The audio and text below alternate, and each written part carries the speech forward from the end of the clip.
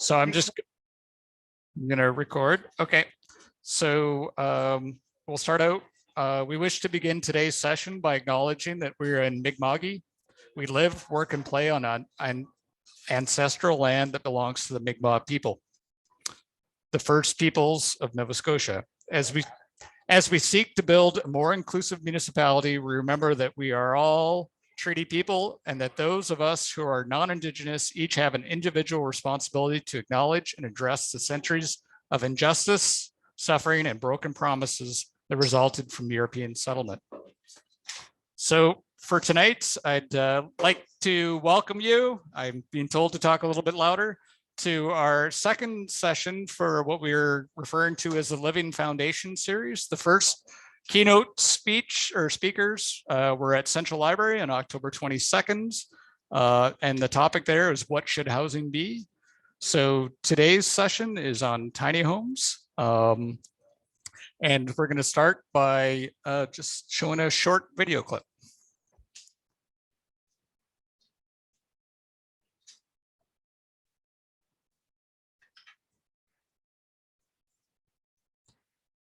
Oh, nobody can hear this. Just wait a second, we can't hear it because it's.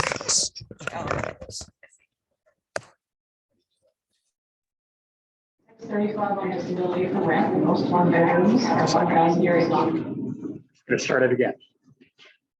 Welcome to the library. Tonight, we are going to start the conversation. 635 on disability for rent, and most one bedrooms are 1,000 years long. Even if you're not using fiber, you still have to choose it on. To get the conversation started, we asked you, what do you wish people knew about your housing situation? Here's what you shared with us. Living in an old apartment building, we have lots to be concerned about. Mice, bed bug scares. If housing wasn't so expensive, we'd move. I work 2 jobs and live in a small 3rd floor walkout with 2 roommates. My apartment is unusually cheap. Rent is still over 1/4 of my annual income. I am university educated and work hard at a full-time job, but still struggle to put a roof over my family's head. I'm not sure we can take another price jump or for either one of us to get injured or super sick. At 34 years of age, live in a tent, no power, food, or anything else to survive. We are a family of 3 and had to sell our house because of increasing rent and inflation. But when we went to look for an apartment, it became a challenge, as even after being employed for a long time in Nova Scotia and having a good credit rating, our application was rejected. Housing is essential for people's lives.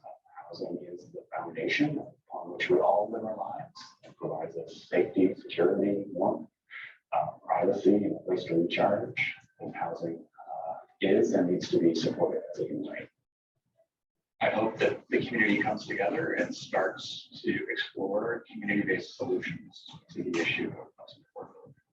What we really need is to have these community conversations to change what are some of the current rules around housing. What we really are looking at is empowering citizens to make changes and to be part of the solution.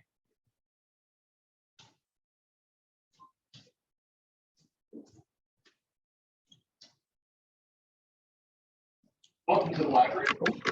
Tonight. All right. Technology. I love it. Okay. So I would like to introduce Betty Watson-Borg, who will be facilitating this evening's conversation. Betty Watson-Borg is the principal of her consulting firm, Maple Key Leadership for Social Impact, and brings over 30 years of working in communities across Canada. She works with individuals, groups, and teams in person and virtually, and supports them in achieving their goal through coaching, facilitation, evaluation, training, and project management. Betty is passionate about finding ways for community members to engage equitably with the nonprofit sector, government, and businesses, so together they can find solutions to the social issues on that matter. So welcome. Thanks so much, Ken. My first task is, can you hear me at the back of the room? All right, I've got my swimming pool voice on here, and I'm hoping it's not too loud for those of you that are on the screen. This is our first venture into doing a blended session, so I hope you'll be patient with us as we figure it all out. So welcome, everybody. We are thrilled to have every seat in the room filled for this really important and interesting and emerging topic about tiny homes. Just a little bit about how the evening will unfold. Hopefully everybody's had some food and some drink and can settle into an evening where we can listen to our three panelists, which we will introduce in a minute. That'll be about 50 minutes, and we have 4 questions that we'll be asking experts across the country, and including here in Nova Scotia, about their experience with tiny homes. Then we'll be breaking into some small group conversations where we've got a couple open-ended questions, so you can talk about the kinds of things that are important to you about tiny homes, bringing in some of the content that you might have heard from our panelists. So it's really an opportunity to listen, to learn, to share ideas and exchange ideas about this topic. And a couple introductions before I introduce the panelists is at the back of the room, we have Christine Hempf. I hope I've pronounced that properly, Christine. And Christine is, you have these bios all on your tables as well. Christine is an urban designer, teacher, researcher, and illustrator with passion for building, engaging, ecologically responsible and beautiful communities. She's currently working with Halifax Public Libraries as one of our artists in residence, with a focus on engaging community members of all ages on topics of eco-city building, affordable housing, and placemaking. And Christine is going to be our graphic facilitator this evening. She's going to be graphically putting on that banner at the back, what she's hearing, what she's observing, what she's listening from both our panelists and from your conversations. And we'll be asking her at the end of our session tonight just to do a little bit of a sharing of what's come up on the back of the paper there. So I just wanted to make sure you knew there was someone back there doing some really cool illustrations. I'd also like to let you know that in the room, we also have two pros from HRM Planning. We have Jill McClellan, Little Wave, and Brandon Umferville, and they are here really to listen, to hear what's being said. And also when you get into your small group discussions, if some specific questions come up, they're here to actually answer them. So we don't have to say, oh, we'll get back to you on that. They're here and they're really interested to hear what our panelists are sharing and what what's on your minds as well. Okay, so that's a little bit about how our evening will unfold.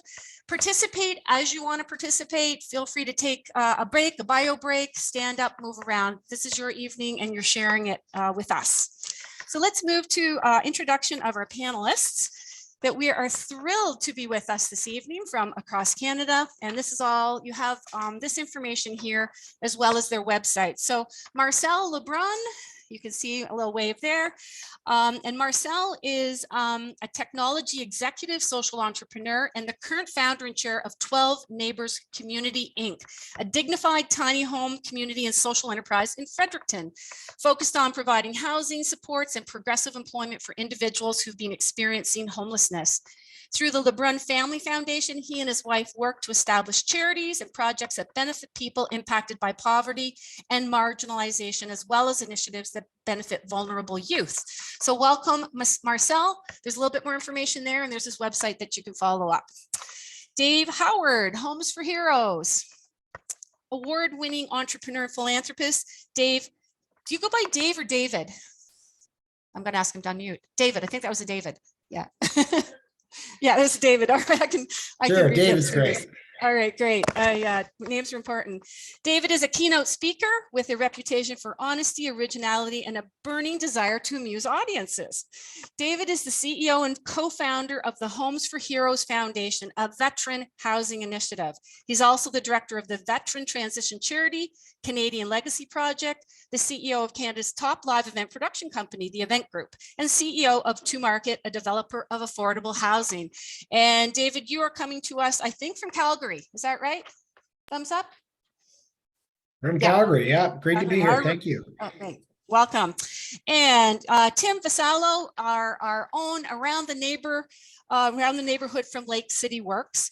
And Tim is bringing a broad nonprofit and social enterprise background to adult education, career counseling, job development, and inclusive employment advocacy.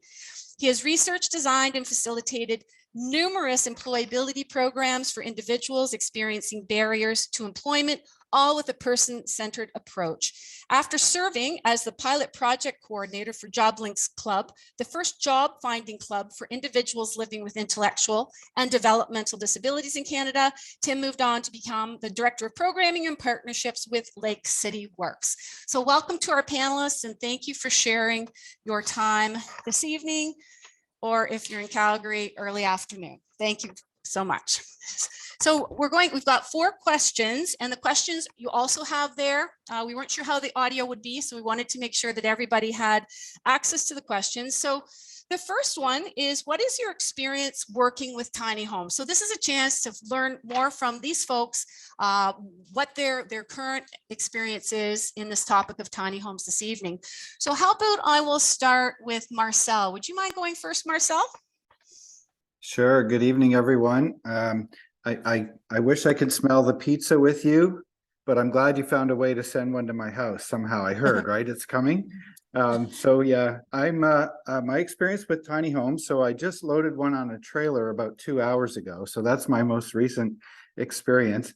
But I'm the founder of the 12 Neighbors community, and 12 Neighbors is a tiny home community, and we say where housing is just the beginning.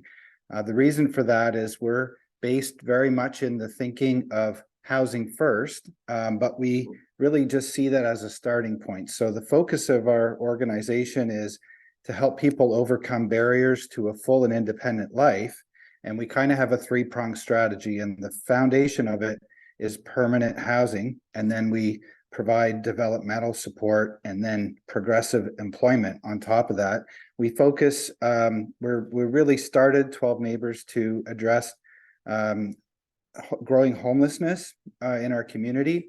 And so what we're building is a community of 96 tiny homes that are fully detached, independent homes in a design structure that's optimized for dignity and helping people to build their social connectedness.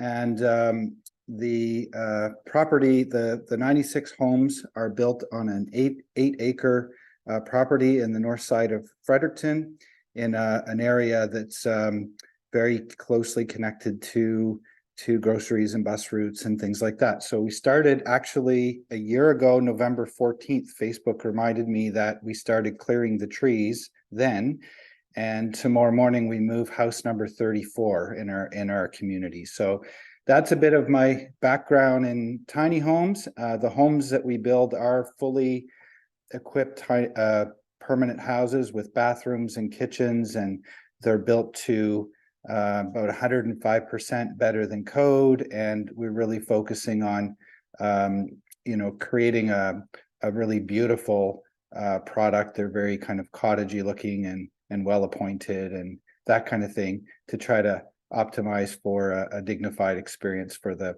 participants. Great, thank you so much, Marcel. And let's move to Timothy. And Timothy, do you go by Timothy or Tim? Tim is good. Okay, thanks, Tim. Over to you. Thank you. Some of the people in the room are probably very familiar with Lake City Works and what we do. Maybe the two gentlemen, Marcel and Dave, may have looked us up. We're best known for our handmade wooden furniture that's made in-house at our Windmill Road location. About 5 or 6 years ago, we got involved in making tiny homes on wheels as a fundraiser that we were running every year. So for 3 years, we did tiny homes on wheels, which is to sort of separate it from a fixed location. It can be moved. Those fundraisers were obviously meant to generate some money for our organization. So we made they were deluxe tiny homes. So, they were a little bit not just necessarily super well made, but they were well appointed on the inside with some higher end appliances and things. But then we moved in the direction of trying to develop prototypes for the affordable housing crisis that's going on currently, that everybody is quite aware of, and probably this discussion is part of that, the greater discussion. So we put together the prototype. We had the design. We did construct the shell of our prototype. And during that time, we had a lot of, I guess, as they call in the nonprofit, we had a lot of learning experiences and learning opportunities. And we discovered that although we had a very good product, to make it effectively, financially effective, we didn't quite have the facility for that. I'd love to hear from Marcel and Dave how they, overcame some of those barriers of making these units and making them affordable. We found through our discovery with our prototypes that zoning can be issues, and there's some site-specific issues. The price point it came out at was not effective for the problem we were trying to solve, which was affordable housing. But we've pivoted now. Most people, again, people from Dartmouth and Halifax, we've now moved into our fundraiser. We've moved away from the tiny home to an urban cabin, which is not a tiny home. It is not meant to be it's not zoned for habitation. People use them for backyard, maybe for a artist suite or a potting shed or that kind of thing. But we've always kept our hands in the market, that if it ever were to change, or we found ourselves a little more capable to produce it at a better price point, that we could easily move back into that sector. Thanks so much, Tim. And over to David. What is your experience working with tiny homes? First, thank you. I appreciate you inviting me today. It's great to be able to have a chat anytime that we can talk about Homes Are Heroes and learn more from others. It's certainly a great opportunity. I've been involved in supporting our veterans for the last 20 years. And about 6 years ago, I really started to learn more and more what was happening with our veteran community. Veteran homelessness is on the rise. And we really wanted to go about looking at how we can support, and if we were going to create something. So I went about meeting with veterans one-on-one and in groups. So I met with over 200 veterans and said, look, if we're going to build a program, what should it look like? And so what we've done is that is what Homes Are Heroes is. We build tiny home villages with wraparound social support services. We have 2 on-site social workers that work in each of our villages. Each village has 20 homes with 2 social workers. And the goal here is to have our vets come into the program, get a good understanding of their needs, and they basically agree to work the program, to be part of their own solution and to move forward. So this is based in transitional, if you will. I'm not a big fan of that word. It seems to be frowned upon, but it's working very well for us. Our tenants come in, there's a needs analysis that's done with our social workers. And then we work about getting them some funding support through various levels of government. And then they work the program and they integrate back to civilian life. 90% of our veterans will end up working full-time and moving into more permanent housing. The way that we ended up with the tiny homes as a solution was we started to meet with housing groups across the country. We asked them what hurdles they were having. And they said a lot of the affordable housing that's being built right now, they're retrofitting apartments, existing spaces. And the issue they're having is, someone coming off the street, very little possessions, walking into a space, 607 square feet, a lot of space, overwhelming. And what happens is they have a tendency to try to fill the space. So they look at hoarding, and what they do is they start to hoard. Then when you start to have someone hoarding, what's happening is that there's guilt associated with that. And then there's this tendency to close the door and shut themselves off. And so we really believe that building the tiny home, our homes are 300 square feet. They have all comforts of home. They have a bedroom, kitchen, sitting area. And we feel that this space, and it's working well for our tenants, is perfect for that, really that rehab and that transition, and it's easy to maintain. Our veterans come into the units, and when they first come into a project, they'll shut the door, and we may not see them for a week. There is just this unbelievable thrill of having their own home, something they can lock and having their own space, and then they slowly integrate. We have a village operating in Calgary. It's been open for 3 years. I believe we're first tiny home community in Canada. Edmonton is operating now for just over a year. We're building in Winnipeg next year. We're building in Kingston next year. Our goal is to build across country. We've had some encouraging conversations with the city of Halifax. We'd love to be there. But I think, the tiny homes work for our tenants. I don't think that it works for every population, but it works for our population. They work as a group. They're all inward facing. They work as a unit, and they may not all like each other, but they all work together in their needs, and they work as a unit as they did within the military. So the tiny homes for us has been a very powerful statement as well within the community. It is a unique marketing approach. People, we must get calls 3-4 times a week in regards to tiny homes, how they can get them, how do they build them. And I think Timothy had kind of got to the most difficult thing is this zoning for us. So again, they've been a powerful tool for us, and we'll continue to do that until we end the issue of veteran homelessness. Thanks so much, David. So that's our round one, folks. So hopefully everybody has another level of understanding of each of the projects that our panelists are bringing to us. So our next question is actually segueing from something that's already been mentioned, is that barrier thing. What might be a barrier you faced with tiny homes, and how have you overcome it? So I'm assuming you've probably had more than one barrier along the way, so we won't have time for all of them, but what's a barrier that's come to mind that it has been part of your tiny home experience, and how you overcame it? Or if you maybe didn't overcome it, what might you have learned from it? Because sometimes we can't overcome the barriers, but we got some pretty cool learnings that we're carrying forward. And so I'm wondering, let's see, how about Tim? Would you mind going first on this one? And we'll do a bit of a roundtable shift here. No, my pleasure.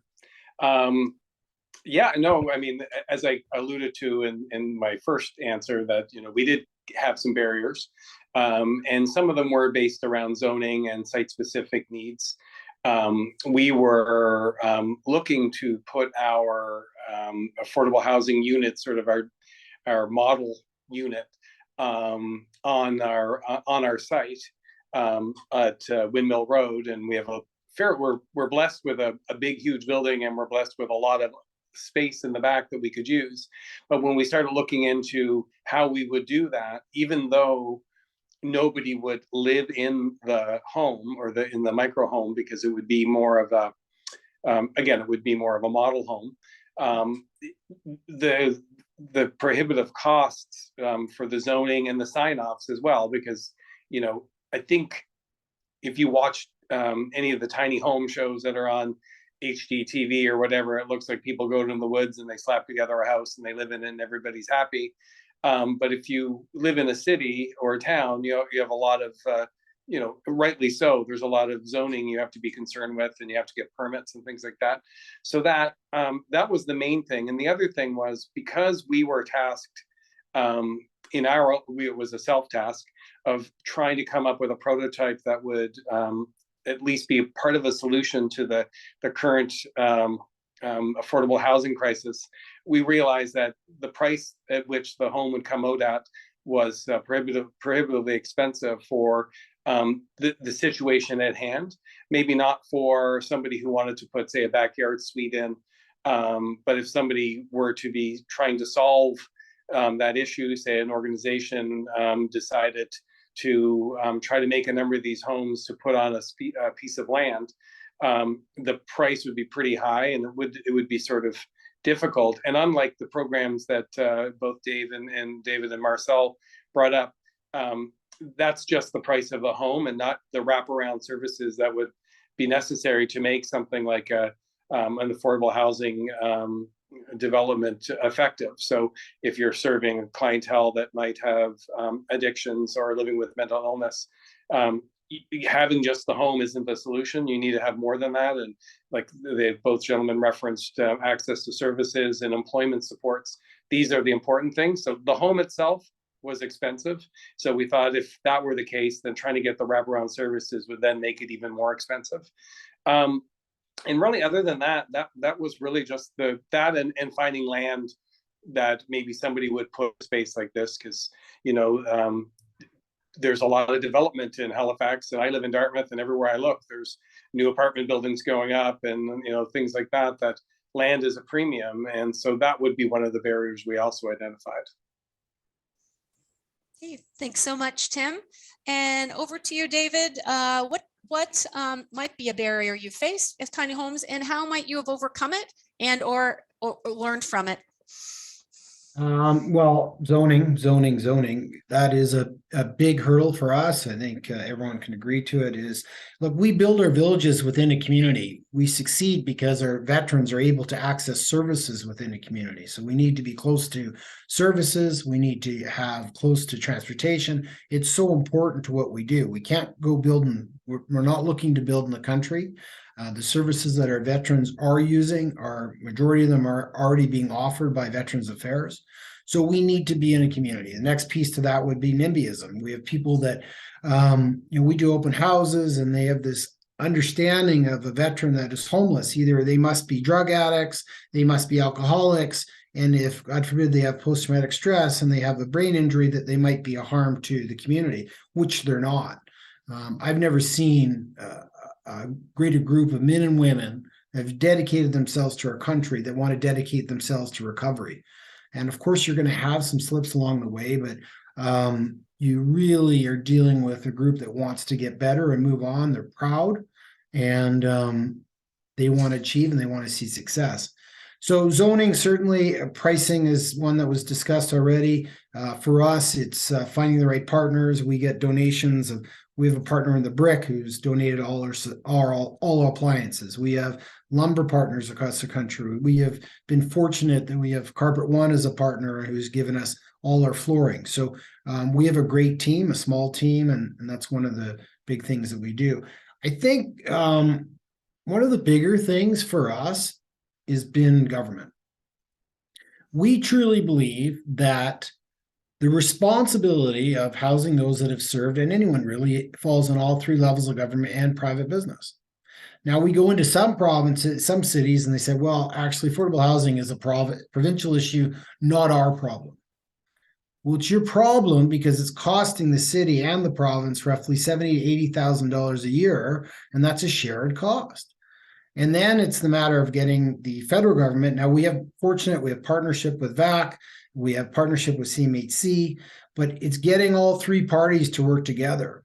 You know, going into Ontario, we have a commitment from the province of Ontario to build 3 villages there. Now, the commitment's there from that perspective. They actually put a zoning order in for us for Kingston. Then it's finding the other cities to work alongside the province. And that can be difficult. You see that some people don't play well with others. We see it firsthand almost every day. Land's a tough one. We have 20 homes with a resource center, social work offices. So we require an acre of land. And so when I say that we want government's involvement, we want the government to come involved and pay part of this cost, whether it's a donation of land, donating something towards this. In order to get our funding through CMHC, we need support from the government, all levels of government, to do that.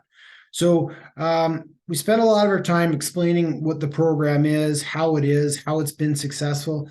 We've graduated, meaning tenants, veterans have come into the program and left working full-time, moved into permanent housing. And since we've operated now for, as I said, Calgary 3 years, Edmonton for a year, we've had 21 veterans that are now moved on, working full-time, contributing back to the community, and are now mentors for our next, our new tenants. So the program is working. It is the matter of, sadly, I feel that, our team is on a call 4 or 5 times a week explaining the program, getting people to understand and get them to buy in.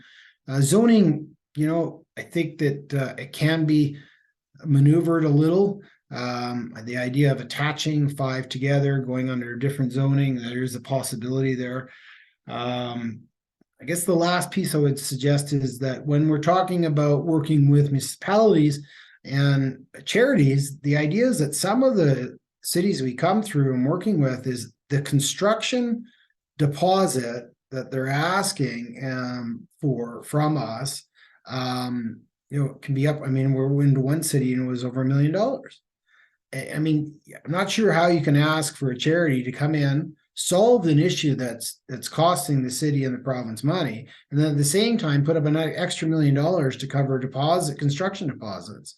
And when we have backing, we have financial backing already, and it's there in writing and support, I'm not so sure that that's necessary. So we really need to bring everybody together and understand that this is an issue. This affordable housing is a crisis right now in Canada. It's gone past the point of, it might be a problem. It's a crisis. I mean, in Calgary alone, there's a need for 40,000 affordable homes. I mean, more and more people are on the streets. When we first started to get involved with veterans, the number was estimated at 2,500. Now we believe the number is closer to 10,000 across the country. So there's obstacles out there, and I commend all those involved in supporting it and in affordable housing, because it's an uphill battle. You seem to say the same thing again and again to the same people, and you need to get them to listen, to pay attention, to get involved. And tiny homes can be a really great solution for some, not for all. It's not perfect by any means, but there is certainly some solutions there. So I'll come back to zoning has been an issue, cost is an issue, getting our governments all to work together, land. Those are some of the hurdles that we've encountered and we continue to encounter across the country. This is not new. It was day one, and as it is now 3 years later. Thanks so much, David. And over to you, Marcel. Barriers and any things that you have been able to overcome. Yeah, and I'll focus on that because it's the same list that Tim and David have shared. For costs, so what we did is I have our own carpentry team. We build our own tiny homes in indoor setting.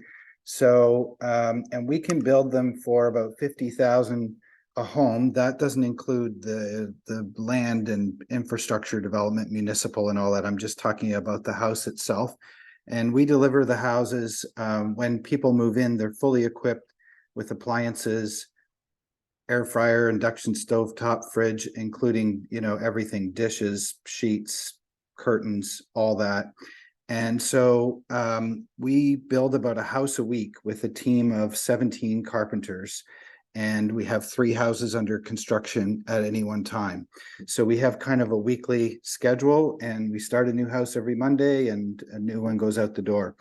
In terms of zoning, what we did, our community was zoned when we bought the land, retail large format, and we had it rezoned to comprehensive development district, which is a zoning that the city of Fredericton has that supports a mix of residential and commercial purposes with kind of for innovative purposes. What's unique about the zoning is it's kind of a custom zoning. It's subject to a development agreement. So you don't have to fit in necessarily to all these standard rules around parking ratios and all of these things. So we are able to get a development agreement in the city. Our community is very walkable. There's no car parking next to the houses. It's all designed to be kind of a bikeable, walkable community with parking kind of periodically, much lower parking ratio, for example, than what a typical mini home community would have. So that was a really important factor, which we, going through. I think we were the first to adopt that zoning in the city. Location obviously is very difficult. You need a, as David said, a location that's in mixed income context. So you're not in a food desert and you have groceries and bus stops and, all those things, but at the same time that you're able to, get the support of the community.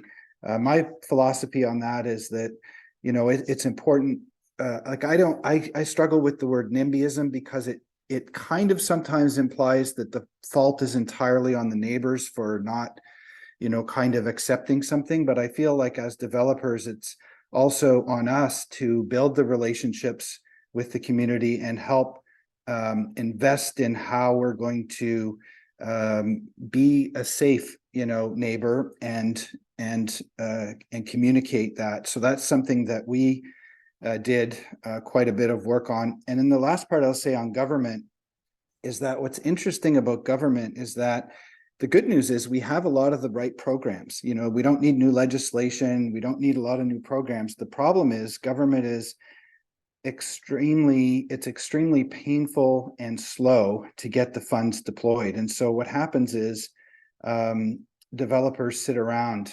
and might think that they're going to get, something in 2 months or 3 months, but then it could be 6 months, 9 months, 12 months, 18 months, and they're still kind of waiting. And so that's some of the biggest challenge with the crisis that we have in the country, is that our government has the resources, but it doesn't really have the ability to execute in a rapid way. And so for us, it's been, I didn't go and say, can we do this? I went and said, we're doing this. Would you like to come along? And so it was, but not every organization's necessarily in a position to do that. So, I think if we could find ways to increase the velocity of, getting the funds out there. A lot of the programs in government are assuming that the guy across the tables, rather than partnering with you, is trying to rip you off. So a lot of things are there to kind of protect.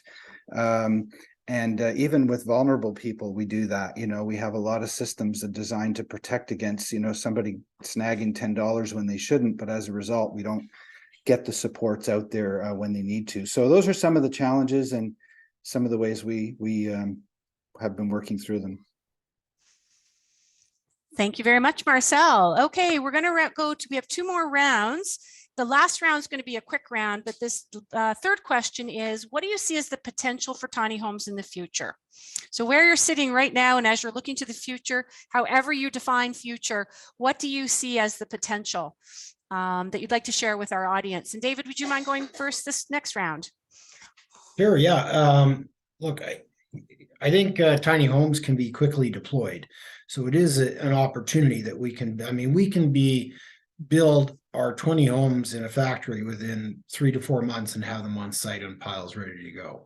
So I think that there's not only for what we're doing, but there's, as I stated, there's every community across Canada is in need of more affordable housing. And the way to free up some of that is to look at the tiny homes as a solution. There's no reason why we can't, as a homeowner, personally put a tiny home in my backyard. Actually, I can't in Calgary because I got zoned to do it. But I should be allowed to put a tiny home in my backyard, just as I am a rental suite, and use that for aging relative, whether it's a rental suite, bring me supplement income, but then in turn, it's going to free up other housing. And I think you look at some of the other communities. I do believe that, seniors, we have a lot of seniors that are living on their own. They don't want to leave their home. They're not ready to move into, let's say, full assisted living. And developing communities for seniors in the tiny homes, so they have their own yards, they can do gardening, and there was a resource center there. I think that there's a great fit there. Students as well. I think student population is certainly ones, and new Canadians. So I think that there's a lot of demographics. I think there's a lot of opportunity for tiny homes.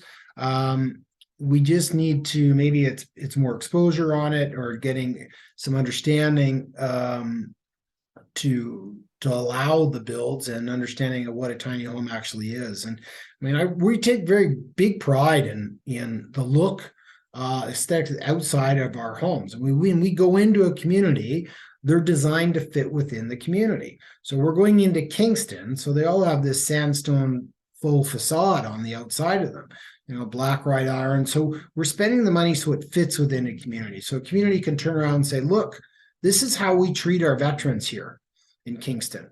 We appreciate them, and it's not an eyesore, and we develop community agreements and a good neighbor agreements and communicating with the community. But again, I think that there's a lot of different demographics. Not all need wraparound support services.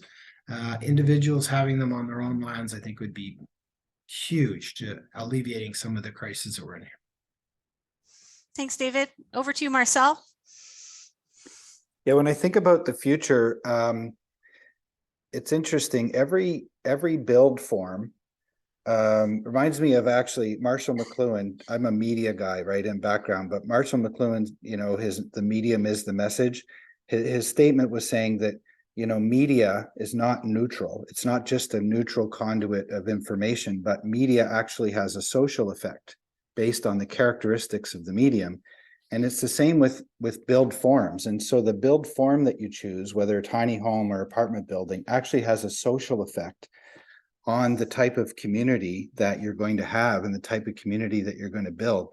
So for us, I think what's interesting from a future perspective is, what is the social effect, you know, that we want to have? What are the types of communities that we want to build? And we ended up at tiny homes not because it was necessarily the most cost-effective approach, but I've got a few benefits here that drove us to that solution. And it was specific to the community that we were trying to address.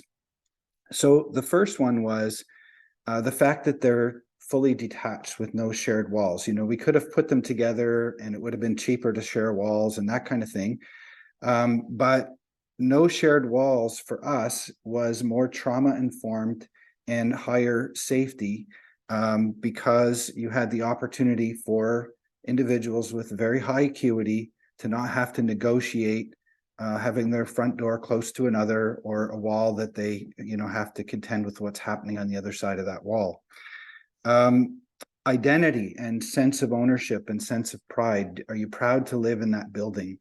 And the build form of tiny homes actually fosters a higher sense of ownership, whether you own the building or not. You just have the ability to tune it and shape it and decorate it to your own, you know, liking, and take some ownership over it, which is not as easy to do naturally in a multi-dwelling unit.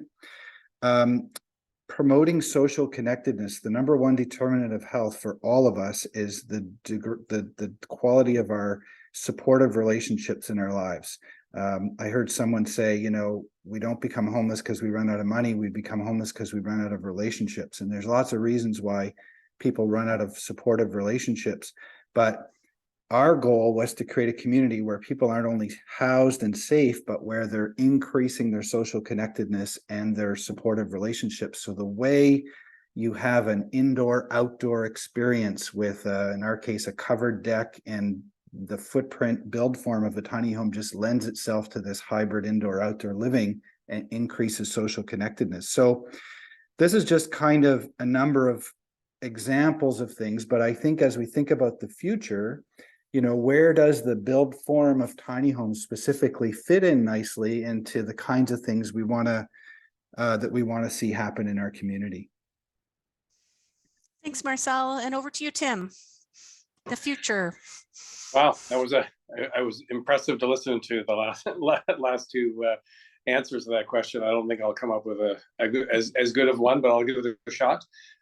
So for us, I mean, with Lake City Works, because we work with individuals living with mental illness, adults, and probably, you know, over 90% of our participants in our programming would be in receipt of income assistance. The concept, the importance of affordable housing is in the forefront of our mind and our planning all the time.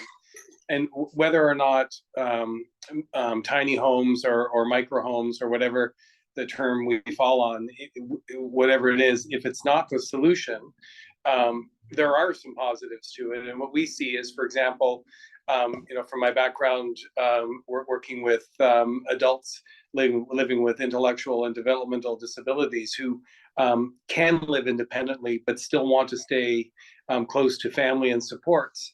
You know, that could be an opportunity. I mean, in Halifax, David referenced that in Calgary, the backyard suite is not something that can currently exist, where we do have that opportunity here in Halifax.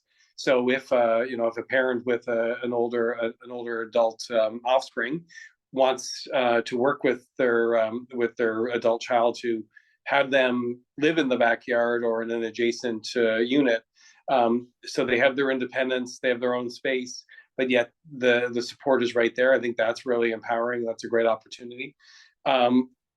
Again, for projects like the two projects that Marcel and David are talking about, supporting people, either veterans, people living, the potential for homelessness or unhousedness, could be people that are survivors of domestic violence or intimate partner violence. It could be people that are recovering from addictions and having that opportunity to stay close to supports, but still having that independence. Some of the other opportunities we see is use of multi-generational land in communities around Halifax, where people maybe have been on the same piece of land for a long period of time, and there's a lot of land there, and maybe they would want to have communal family developments, maybe a bit more, I guess using that concept of a community small home, mini home, tiny home. And as well, the opportunities for one of the things that we did was the tiny home on wheels, which again, they could be deployed in situations where there's the greatest need. We would have to find solutions like Marcel and David have with producing these units at a little bit more of I guess a better rate or more rapidity with the production to get them out there. But being on wheels, they could be transported, they could be moved around. So we see those types of opportunities for the potential for tiny homes and micro homes. Thanks so much, Tim. So as we start to move into our last round of questions and we move into the conversations that are going to happen in the room, we have over 40 people here that have been listening aptly to everything you've had to share. So anticipating there have been a lot of people involved in your projects and in your initiatives over the years. So where have you seen community members get involved in your tiny homes projects, or where might community members get involved? So there's kind of the actual, where have people gotten involved and where might they get involved, so we can take that insight into our conversations about how folks in this room might be part of tiny homes going forward. So, and because of our time, it's kind of like under 2 minutes, a minute and a half. And so we can wrap up in about 4 or 5 minutes with your time on the panel. So Marcel, would you mind leading us off on this one? Sure. I would encourage people, in terms of getting involved, to get involved as advocates for geared to income housing. It helps the entire housing ecosystem from high end to low end, because market forces will take care of the mid-market and upper market, but they won't naturally take care of the low end of the market. And I just want to give you a 30-second business case. There's a really great study many of you are aware of called the Shema study that was done, that talks about the cost of supporting a person that is not housed to our public system. In Moncton, the research showed it was about $53,000 a year. That's costs to healthcare, to justice, to policing, all of our government systems. It costs about $4,000 a year for a rent subsidy. It costs about $4,000 a day for a general admission in the hospital. If you save 1 day in a hospital, you've recovered your rent subsidy. I've never seen a business case that's better than this. As taxpayers, we could invest in developing subsidized housing all day, and the return is within 1 year. And our community alone will save about $8 million a year in government services. The challenge is, of course, it's saved in justice, it's saved in healthcare, and it's spent in social development. So we have to have a holistic perspective. And so that will be my encouragement to getting involved, is to understand the numbers and advocate for more of this investment, because we get our money back almost right away. Thank you so much, Marcel. Marcel, can you put a link in the chat, and we'll to that study that you just mentioned? Sure. If you put that in the chat, we can carry that forward because all of this information will, and the recording will be on the library's website. That was a very interesting link. How about you, Tim? Where have you noticed experiences for community members to get involved, or where might community members get involved as you're thinking about it? Well, first of all, if I had the time and the art supplies, I would have made a sign saying what Marcel just said and hold it up. he hit all the nails on all the heads. But that aside, I mean, with respect to individuals, if they themselves are interested, they can investigate things like the backyard suite concept here in HRM. If they were thinking more about how they'd like to help organizations like 12 Neighbors or Homes for Heroes, or down the road, Lake City Works, they could look into volunteering at those organizations. They could look at supporting them through donations, donating to the cause. Another thing is estate planning, where people could, bequeath land specifically for this use. So there are lots of people out there. We live in an aging population here in Nova Scotia, and a lot of families are sitting on quite a bit of land that maybe isn't being used.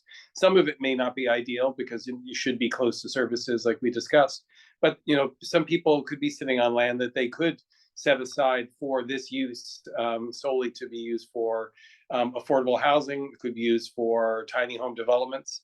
And really just, again, the term lobbying your counselor, your MLA has sort of a bit of a negative connotation. It sounds like you're haranguing them or whatever, but interacting with them and engaging them and discussing. My experience has been, especially here in Halifax, our counselors are extremely responsive to questions from the public, and the same with the MLAs. So at those levels, the municipal and the provincial level, reach out and speak to people and find out what's going on.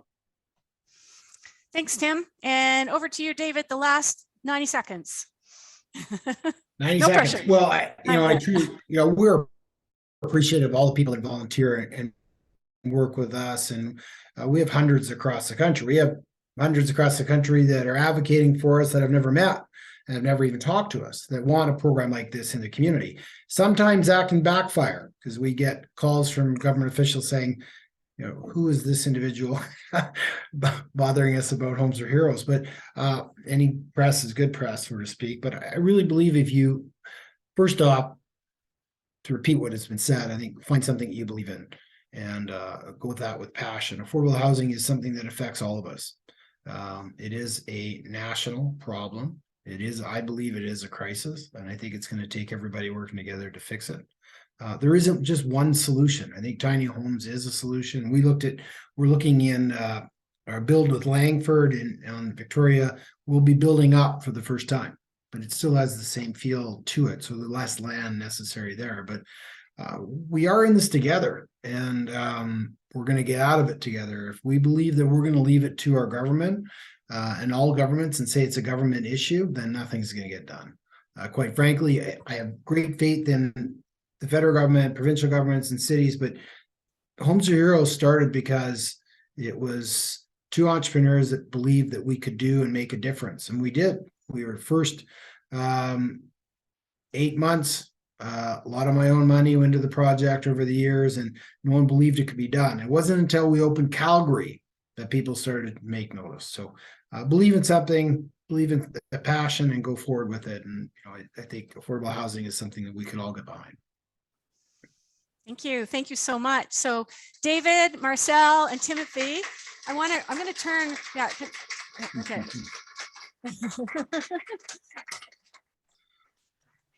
Good to see all of you. Oh, there's people there. I know, yeah. Oh, It's not just you. We forgot to tell you that. So I don't know if you could hear it, but that was a very robust round, unsolicited round of applause as you wrapped up your statement. So folks, thank you so much for sharing your experiences, your knowledge, your expertise, and your passion for what you're doing has come through the airwaves. So thank you so much.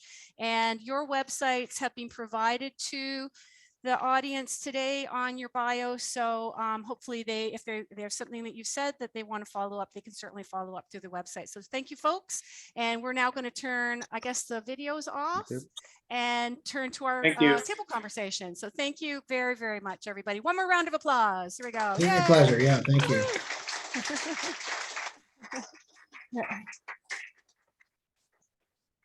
All right. Okay, so we're going to turn the recording off. Yeah, all right. All right.